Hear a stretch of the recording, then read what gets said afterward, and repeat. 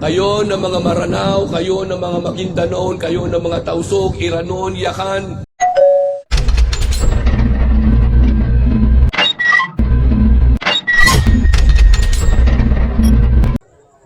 At ako ay isinama niya na makita ang katotohanan. At ganoon din naman kayo inaanyayahan ko sa katotohanan ito.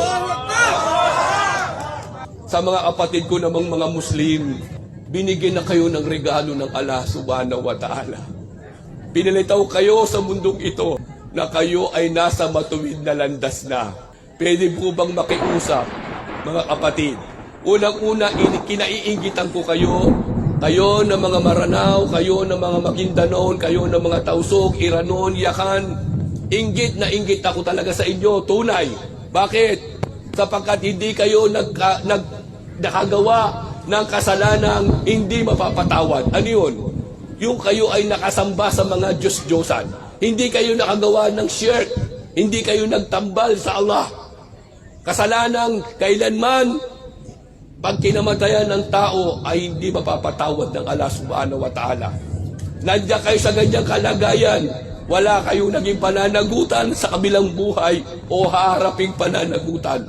Samantalang kami mga Kristiyano, ang laki ng pananagutan namin sa kabilang buhay. Lalo na po ako, libo-libo ang dinala ko sa Naraka.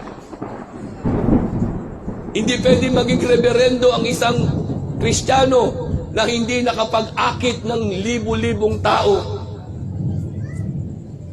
sa maling paniniwala. O mga kapatid ko na mga alipin ng Allah, pag-ingatan nyo na ang reliyon na ibinigay sa inyo ng Allah subhanahu wa ta'ala. Isang napakalaking biyaya ng Allah sa inyo na kayo ay hinayaan niya na mamulat ang inyong mga mata sa matuwid at walang pag-aalinlangang pananampalataya. Nandiyan na kayo! Patatagin nyo na lang! Huwag na kayong bumitaw! Lalo na kayo na pinili ng Allah. Mula sa pagkabata, kayo'y isinilang na mananampalataya na sa Islam. Tahakin nyo na ito ng matuwid. Ang masakit madalas nasasaktan ang puso ko. Alam nyo kung bakit? Marami sa atin, marami nagsasabing sila'y born Muslim. Nandiyan na kayo sa tama. Nagtataka lang ako. At sana itanong nyo rin sa sarili nyo. Yung mga bagay na ginagawa namin nung kami mga Kristiyano at kami pumasok sa Islam, iniwan namin. Ang masakit, yung iniwan namin, kayo ngayon ang gumagawa.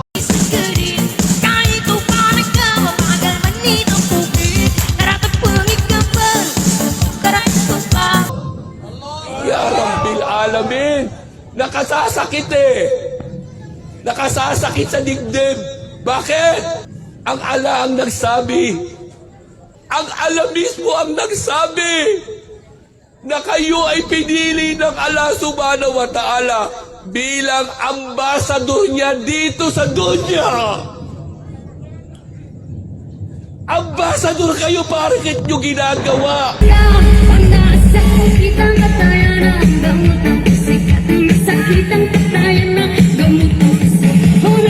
Ang bagay na mga ligaw, labag sa kagustuhan ng Allah. Iniwan namin ang Christmas, may nagki-Christmas na mga Moro. Iniwan namin ang New Year na mas malala pa sa Christmas. Abay, ang daming Moro, Happy New Year.